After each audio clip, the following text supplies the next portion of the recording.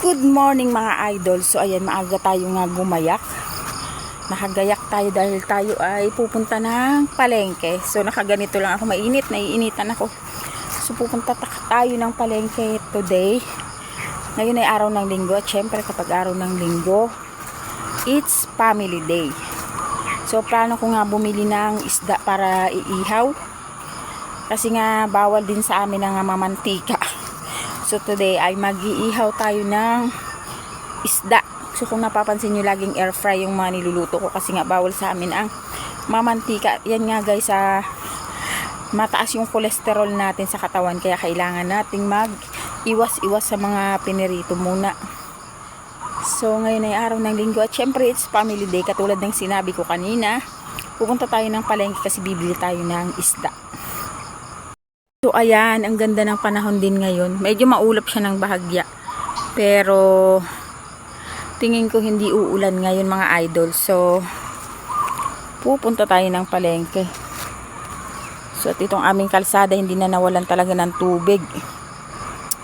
Naiimbak yung tubig niya kasi malalim na yung side na yan dahil nga laging nababalaho yung mga truck dyan. So ito guys, ang buhay bukid. Ganito ang scenery sa umaga rito. So pero mas okay manirahan sa ganito guys kaysa city, dahil sa city ay maingay. So ayan na nga guys, at umalis na kami papunta nga palengke. So ito yung dinadaanan namin papuntang palengke. Malapit lang naman yung palengke dito sa amin guys. Mga 10 to 15 minutes lang ng motor ay makakarating ka na doon. So dito sa amin guys, maraming palengke kabilaan. Kahit na nasa bukid kami, kahit papaano ay malapit kami sa lahat ng bagay. Malapit yung access namin sa Caloocan. So pagtawid lang namin ng tulay dyan guys ay Caloocan City na, Bagong Silang, Caloocan City. Pwede rin kami sa Muson or sa Tungko guys. So dito ko pinipiling mamili kasi mas mura dito guys sa Bagong Silang. At bukod doon, marami kang pagpipilian ng mga isda compare doon sa Tungko at sa Muson. Mas mura yung presyo talaga dito guys kumpara sa ibang palengke. Kaya yan nga guys, ito't malapit na kami sa Bagong Silang. Pasensya na kayo sa aking background kasi medyo malakas ang hangin dahil ngayon ay may bagyo. So ito na nga't nakarating na tayo dito guys sa palengke ng Bagong Silang. So ito yung palengke dito guys sa Bagong Silang. Actually isa lang to sa mga palengke, maraming palengke rito. At ayan, pagdating ko nga guys ay nagluto na ako nitong binili kong laman ng baboy. Ginawa ko siya guys barbecue at inihaw ko lang dahil bawal nga sa atin ang medyo mamantika. At ayan, puro laman lang guys ang aking binili para kahit papano ay makakain tayo niyan. Actually konti lang yung kinain ko niyan dahil hindi rin talaga ako mahilig sa karne. So itong paksiw guys, ayan, kahit na napakamahal ng isdang yan ay bumili ako kasi gustong gusto ko yung paksiw niyan mga idol. Masarap talaga yung paksiw niyang isdang yan. At heto na yung ating barbecue guys, malapit nang maluto guys. Meron pa actually kasama yan pero hindi ko na pinakita sa video. So itong isda guys, ayan, nabili ko rin, buntot lang niya ng dorado. So bala ko sanang sabawan, sinigang, pero naisipan ko na lang na ihawin na lang din dyan para isang salangan na lang kasi nanghihinayang ako sa natirang uling. Kaya yan, inihaw ko na lang din dyan, isinama ko na sa pag-iihaw. At ayan nga guys, luto na yung ating dorado at kakain na tayo ng lunch. At ayan nga guys, mga bandang alas 2 ay nagkaya yang bumili nitong spaghetti guys para sa merienda itong aking mga anak. Kaya yan ay may spaghetti tayo dyang pang merienda mga idol. So ito ay nabibili lang din dito sa amin at masarap guys ang luto nila ng spaghetti kumpara sa ibang mga nabibilhan. Actually masasarap talaga magluto ang mga Bulakenyo guys. Kaya kung ako sa inyo, kapag nadayo kayo dito sa Bulacan ay tikman nyo ang mga lutuin sa Bulacan dahil masarap talaga magluto ang karamihan sa mga Bulakenyo. At syempre isa na yung lola nyo doon nagbuhat ng sariling bangko. So ayan guys, gusto ko rin i-share sa inyo ang aking madalas kainin, yung favorite snack ko. Ito guys ay gawa sa mga gulay at prutas. At ayan yung kanyang mga laman ay mga ka-idol. So gawa talaga siya guys sa gulay at masarap yung lasa niya kasi lasang gulay talaga. Meron ding okra dyan mga idol. So kung ako sa inyo, i-try nyo yan dahil healthy yan, dahil nga dried vegetable lang yan guys at wala siyang asin.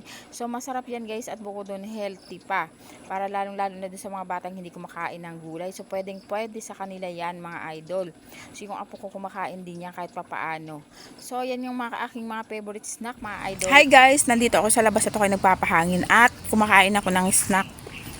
Nagme-merienda ako guys, alas 3 na. Ito nga pala guys yung aking mini-merienda. Actually mahilig ako sa nuts, any kind of nuts, gusto ko. Ito yung pinaka gusto ko kasi marami nga benefits at saka good for the heart. Ayan, as you can see, maraming nuts yung naandito. Bali, 10 kinds of nuts. So, masarap ito guys. Try nyo. Ayan, sa TikTok ko lang pala ito guys nabibili. Actually, pang 3 order ko na to. So, favorite ko talaga ito siya. Super yummy. Yung laman niya guys, meron siya diyang mga pasas. May almond, may buto ng kalabasa. Ayan oh. So maraming kind of nuts dyan guys. Kaya masarap to guys. Favorite ko talaga ito. I-try nyo guys. Tsaka good for the heart ang nuts na ire. Kaya kahit kumain kayo ng marami nito okay lang.